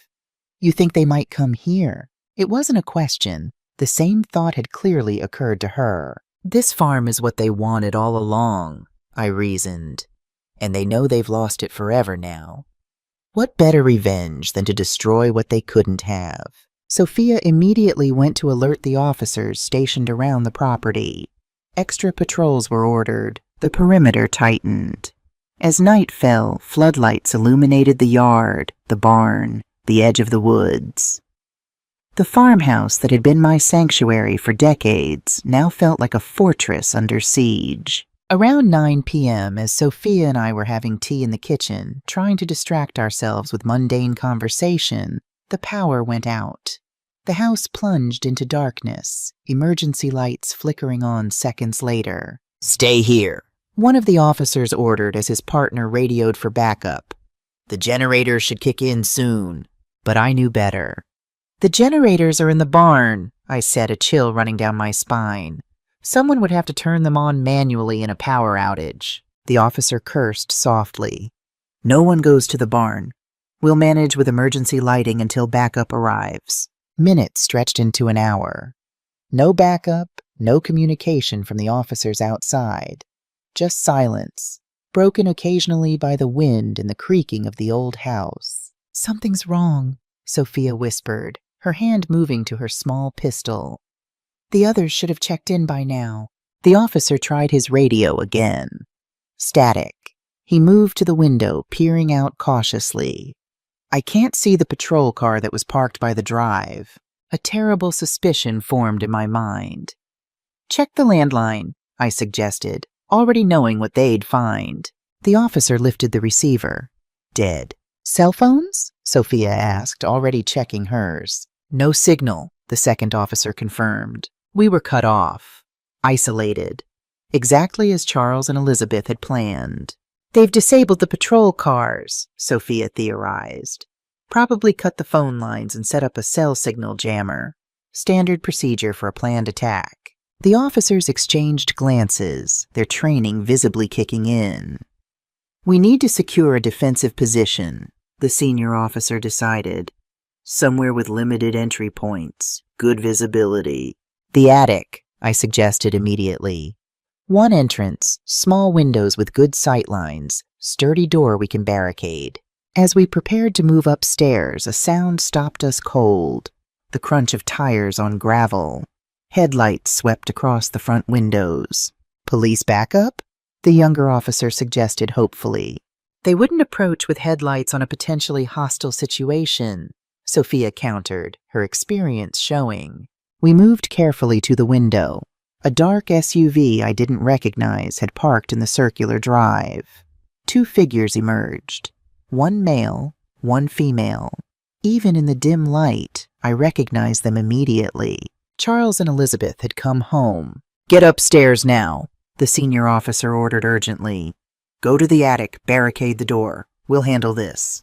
You're outnumbered, Sophia argued. You don't know how many others might be with them. That's an order, ma'am. We're trained for this. Reluctantly, Sophia and I retreated upstairs, listening to the officers positioning themselves to intercept the intruders. Part of me wanted to stay and face Charles and Elizabeth myself, to demand answers, to look into the eyes of the people who had destroyed my family. But self-preservation won out. The attic stairs creaked as we ascended, Sophia leading the way with her small pistol drawn. The space was cluttered with decades of family belongings, old furniture, trunks of winter clothes, holiday decorations. We quickly pushed a heavy dresser in front of the door, then positioned ourselves with clear views of both the entrance and the small windows overlooking the property. Below us we could hear movement, the careful tread of the officers, the soft sound of a door opening. Then voices, too muffled to make out words. They're inside, Sophia whispered. Seconds later, the sharp crack of gunfire shattered the night. 1 shot, 2, 3. Then silence, more terrible than the noise. I pressed a hand to my mouth, stifling a cry. The officers. What had happened to them? Footsteps on the stairs now. Heavy, unhurried. Not the cautious movement of law enforcement, but the confident stride of someone who believed they had won. Kathleen? Charles's voice, unnervingly calm. I know you were up there. You and your detective friend. Why don't you come down so we can talk? Neither of us responded. Sophia motioned for me to move deeper into the shadows behind a stack of old trunks. The police officers won't be helping you. Elizabeth's voice now, honey sweet with an edge of steel. It's just us now. Family. The word family in her mouth made me physically ill. If you make us come up there, things will get unpleasant, Charles continued. But if you cooperate, this can end quickly, painlessly. The attic door handle turned, meeting the resistance of our barricade. A pause, then a hard shoulder against the wood. The dresser scraped a few inches across the floor. You're only prolonging the inevitable, Elizabeth called. We have all night. Another crash against the door. The dresser moved further. One more good hit, and they'd be through. Sophia positioned herself with a clear shot at the door, gesturing for me to stay hidden. But I couldn't let her face them alone. This was my fight, too. I searched frantically for something, anything, I could use as a weapon. My hand closed around a heavy brass candlestick tucked in one of the trunks. An old family heirloom. Not much, but better than nothing. The door crashed open at last, the dresser toppling sideways. Charles stood in the doorway, a gun in his hand, face flushed with exertion and something else. A wild, desperate rage. Elizabeth appeared behind him, her perfect exterior finally cracked, her designer clothes rumpled, her hair disheveled. There you are, Charles said, a mirthless smile spreading across his face as he spotted us. "The meddling old women who ruined everything." "You ruined everything yourselves when you murdered my husband," I replied, my voice steadier than I felt. Elizabeth laughed, a brittle, unhinged sound. "Dennis was a means to an end, a stepping stone, just like Ryan." "Put the gun down, Charles," Sophia commanded, her own weapon trained on him. "You're not walking away from this." "Neither are you," he replied, raising his pistol. What happened next unfolded in seconds that felt like hours. Charles fired. Sophia fired. Elizabeth lunged forward with something glinting in her hand, a syringe. I swung the candlestick with all my strength. Charles staggered backward, blood blooming on his shoulder where Sophia's bullet had struck. Elizabeth screamed as the heavy brass connected with her arm, the syringe clattering to the floor. "You bitch!" she spat, lunging for me again. I backed away, but my foot caught on an old rug. I fell, striking my head against a trunk. Pain exploded behind my eyes. Through a haze, I saw Sophia grappling with Charles for his weapon. Elizabeth was scrabbling for the fallen syringe, her face contorted with hatred. She found it, turned toward me, advancing with murderous intent. "This ends now," she hissed, raising the needle. A deafening blast filled the attic. Elizabeth jerked, a look of surprise crossing her perfect features. She looked down at the spreading red stain on her silk blouse, then back up at the doorway where a new figure stood. Ryan, my son, holding a police officer's service weapon, his face a mask of grief and determination. "Ryan?" Elizabeth's voice was small, confused.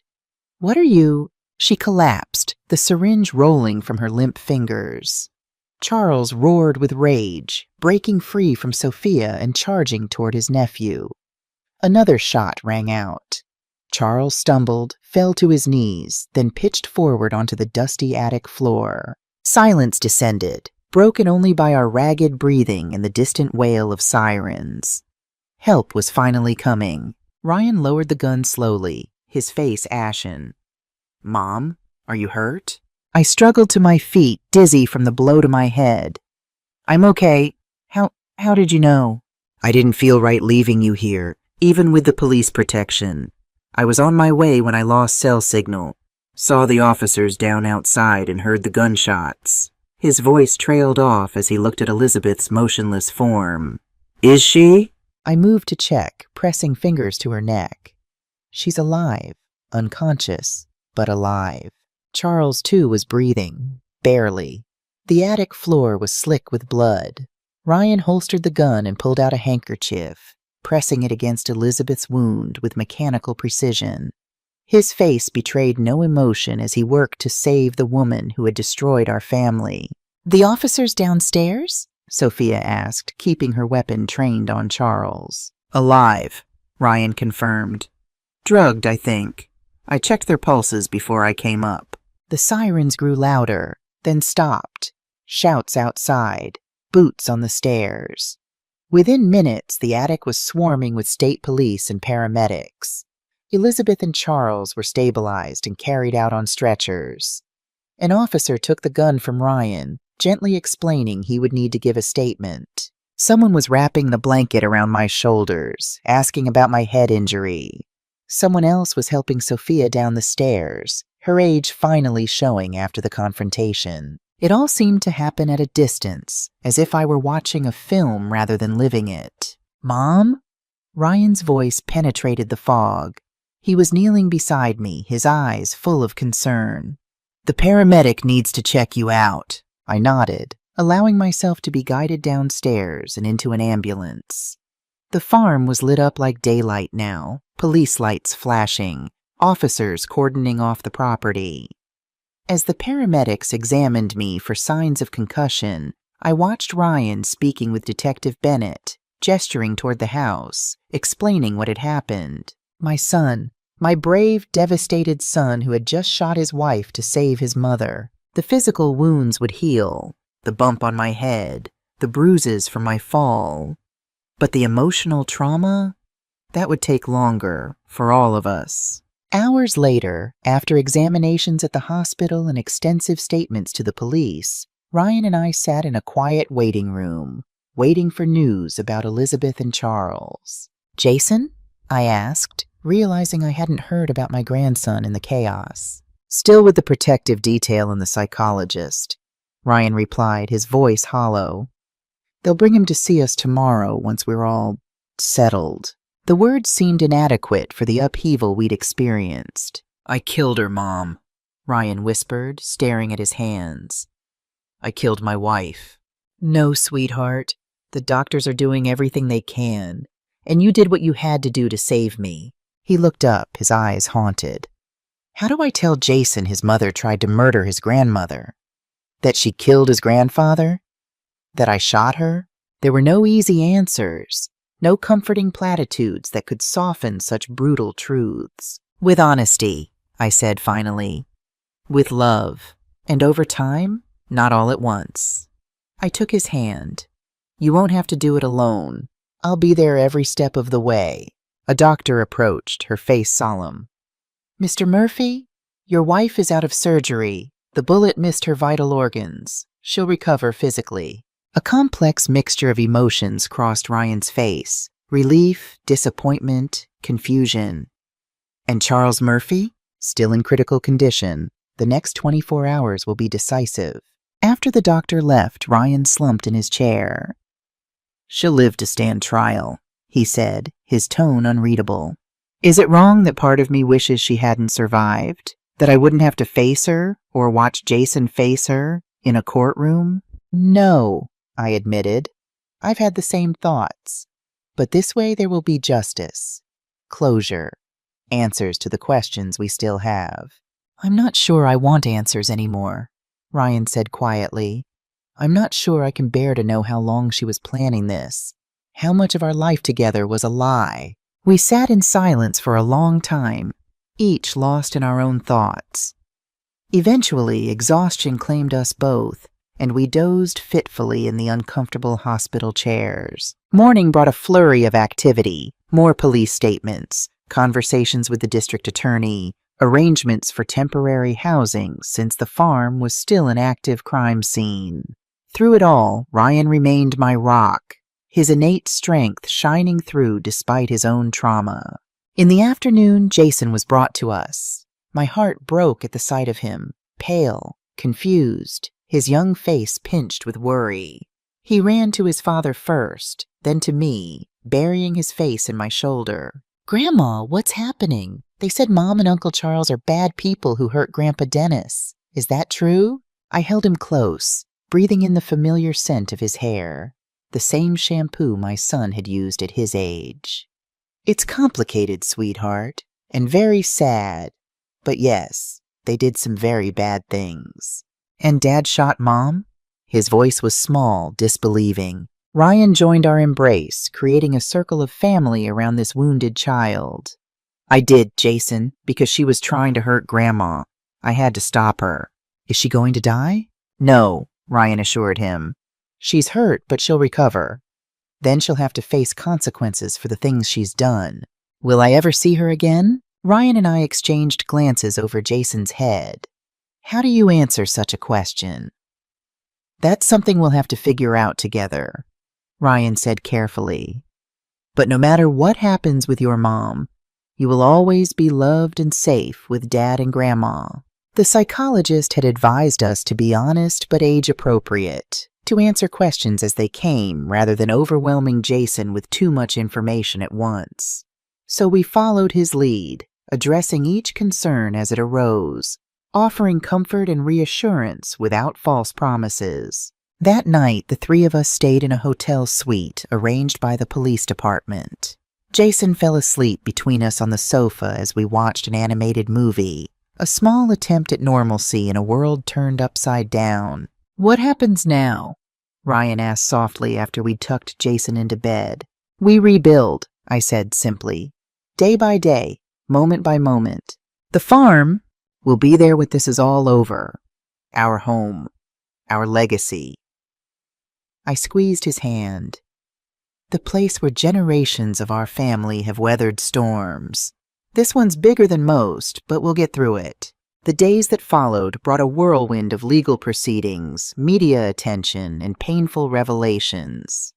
Elizabeth regained consciousness and immediately demanded a lawyer. Charles, who survived his injuries, refused to speak to anyone. The toxicology results from Dennis's exhumation confirmed what we already knew: thallium poisoning over an extended period, disguised as heart disease. Similar tests on samples from my tea and food showed the beginning of the same treatment. Evidence from the cabin, Elizabeth's office, and their financial records painted a clear picture of conspiracy, premeditated murder, and attempted murder. Both were charged with first-degree murder, attempted murder, conspiracy, and numerous lesser charges. Bail was denied. The district attorney was confident of convictions. The media descended on our quiet Vermont community like locusts, hungry for details of the sensational case. "Black Widow Bride and Brother-in-Law's Deadly Plot," screamed one headline. "Farmer's Wife and Brother Conspire in Poisoning Death," proclaimed another. Our privacy was shattered, our family tragedy laid bare for public consumption. Reporters camped outside the hotel, the courthouse, even Ryan's workplace. Jason couldn't return to school without facing whispers and stares. Through it all, we clung to each other and to the support network that materialized around us. Sophia remained a steadfast presence. Detective Bennett went beyond professional duty to shield us from the worst of the media intrusion. My neighbors from the farm community rallied, bringing food, offering help, standing guard to keep trespassers and curiosity seekers away from our property. 2 weeks after the confrontation, we were finally allowed to return to the farm. The crime scene had been processed, the evidence collected, the attic cleaned of blood and fingerprint powder. We stood in the driveway for a long moment, the three of us, looking up at the weathered clapboard house that had witnessed so much joy and sorrow. "It looks different," Jason observed, his small hand clutching mine. "It feels different," Ryan agreed. But it was still home. Still the place where Dennis and I had built our life, where Ryan had grown up, where Jason had spent countless happy weekends before the truth shattered our world. "We'll make new memories here," I promised them both. Better ones. That first night back was difficult. Every creak made us jump. Every shadow seemed threatening. We all slept in the living room, reluctant to separate even for a few hours. But morning brought a new perspective. The autumn sun streamed through the windows, illuminating the beautiful bones of the old farmhouse. Outside, the fields needed attention, the animals required care, the rhythms of rural life continued regardless of human drama.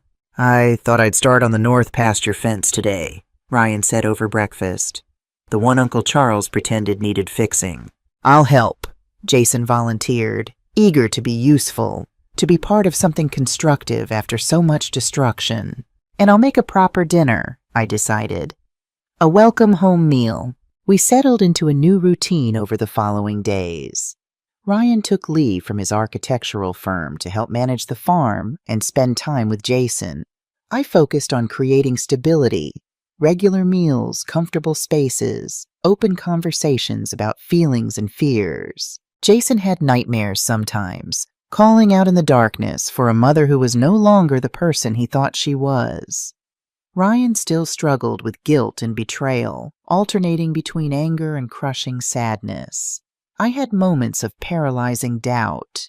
Could I have seen the signs earlier? Could I have prevented Dennis's murder? But we talked. We supported each other. We allowed ourselves to grieve the family we thought we had while building the family we actually were. A month after our return to the farm, the first snow fell, early for Vermont, but not unheard of. We stood on the porch, wrapped in sweaters and scarves, watching the white flakes transform the landscape. Dad used to say the first snow was like nature wiping the slate clean, Ryan remarked, his arm around Jason's shoulders. "A fresh start. I think we could use one of those," I said softly. Jason looked up at me, his young face serious. Are we going to be okay, Grandma? Really okay? I considered the question carefully. There would be more difficult days ahead. The trials, the inevitable media frenzy, the long process of healing psychological wounds. But looking at the three of us, standing together despite everything, I felt a certainty I hadn't expected. Yes, I told him, drawing both him and Ryan into an embrace. We're going to be okay. Different, but okay. Later that evening, as Ryan helped Jason with homework and I prepared dinner, the phone rang. Detective Bennett, with news that Charles had accepted a plea deal. In exchange for a slightly reduced sentence, he would testify against Elizabeth, providing details of the murder plot from its inception. He's giving us everything, Bennett explained. How they planned it, when it started, who did what.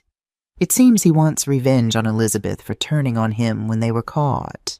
Does this mean Jason won't have to testify? Ryan asked, hope evident in his voice. The thought of his son being cross-examined about his mother had been keeping him awake at night. It significantly reduces the likelihood, Bennett confirmed. With Charles's testimony and the physical evidence, the case against Elizabeth is overwhelming. After the call ended, Ryan stepped outside onto the porch, needing a moment alone. I followed after giving him some time, finding him staring up at the night sky, snowflakes melting on his face like tears.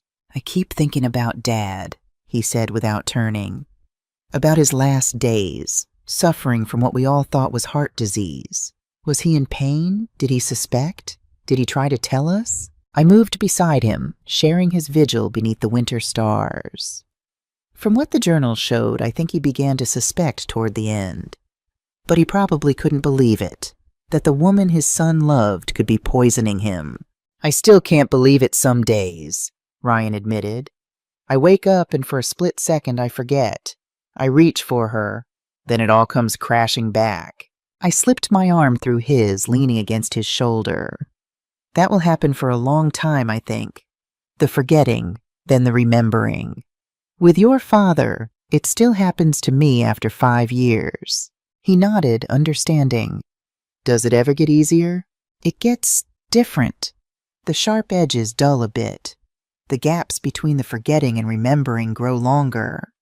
I squeezed his arm. And having you and Jason helps. Family is what gets us through. A real family, I thought but didn't say. Not the counterfeit version Elizabeth had pretended to be part of. As winter deepened, so did our healing. The trials were scheduled for spring. Charles first, then Elizabeth. We prepared as best we could, working with victim advocates, therapists, and our own inner resources. Jason began to smile more, finding joy in small things, building snow forts with his father, helping me bake bread, caring for the farm animals. Ryan found purpose in work, both his architectural projects, which he gradually resumed, and the physical labor of maintaining the farm. The tangible results of his efforts seemed to provide a counterbalance to the emotional chaos he was processing. I discovered unexpected strength in myself. At 70, I had thought my greatest challenges were behind me. Instead, I found myself redefining what it meant to be a mother, a grandmother, a survivor.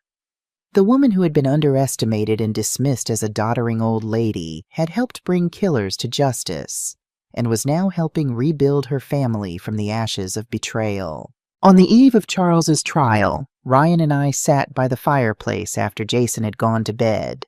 Outside, a late winter storm raged, wind howling around the farmhouse eaves. "I've been thinking," Ryan said, watching the flames, "about forgiveness." I waited, giving him space to continue. "Not for Elizabeth," he clarified.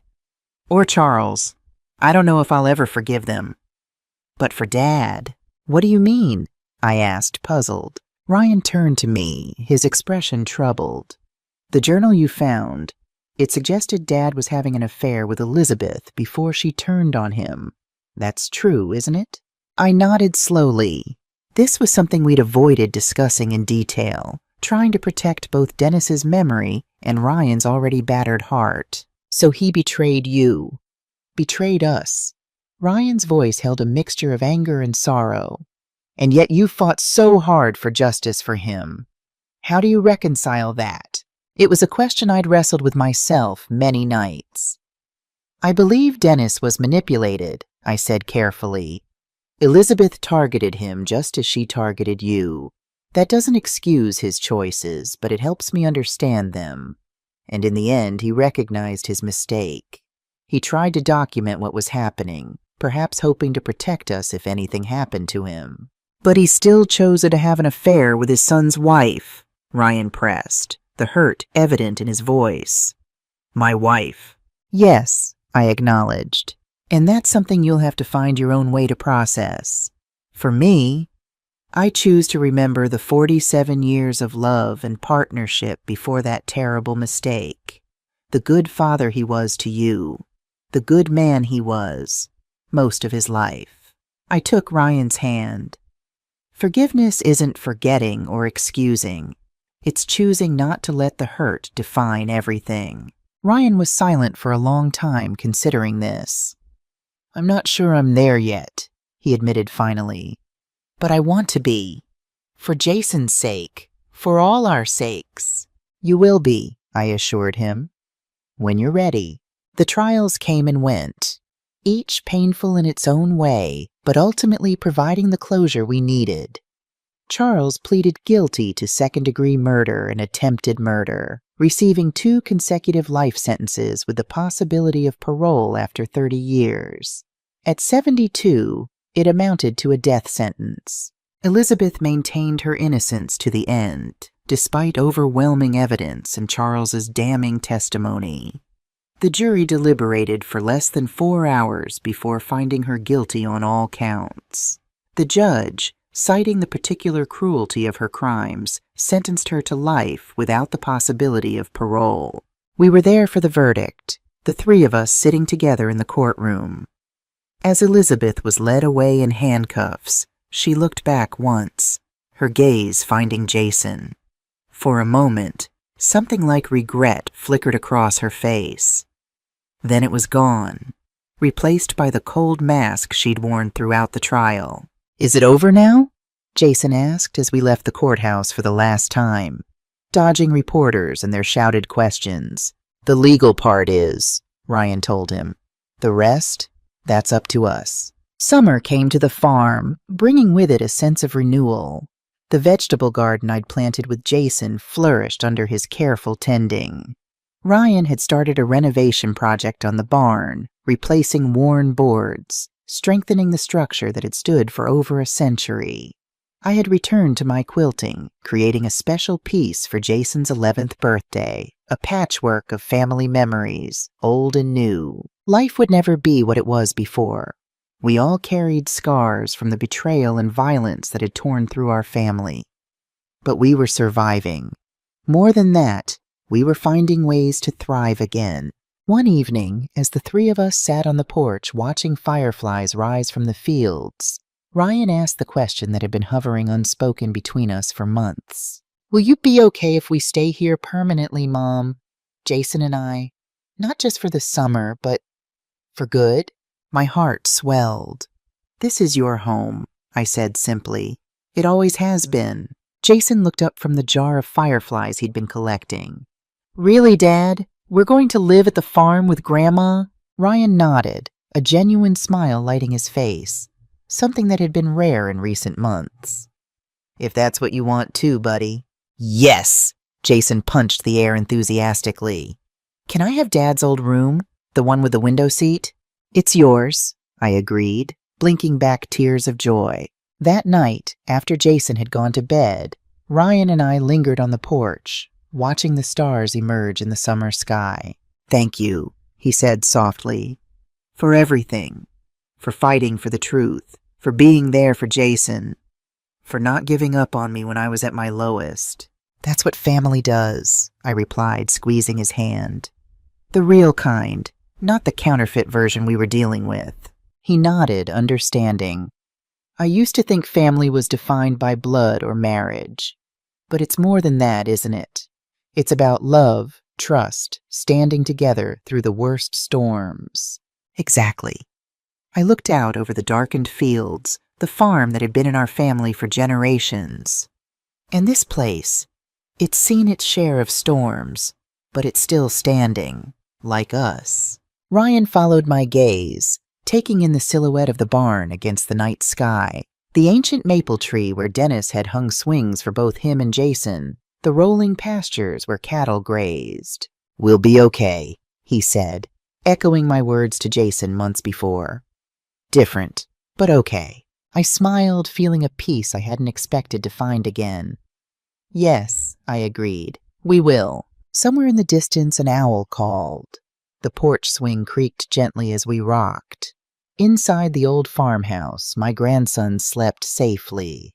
Beside me, my son breathed easier than he had in months. We had survived the unimaginable. We had uncovered terrible truths and faced them together. We had rebuilt our family on a foundation of honesty and love rather than secrets and lies. And as I sat there, a 70-year-old woman once dismissed as irrelevant, I felt a quiet pride in the strength I'd discovered within myself. The woman who had been underestimated, by Elizabeth, by Charles, perhaps even by Dennis in his weakness, had proven more resilient than any of them could have imagined. Age hadn't made me vulnerable. It had made me powerful in ways youth could never understand. The power of wisdom, of patience, of the long view. The power to protect my family at any cost. The power to begin again, even when it seemed impossible. Now tell me, what would you have done if you were in my place? Let me know in the comments. Thank you for watching, and don't forget to check out the 2 other stories on your screen right now. I'm sure they'll surprise you.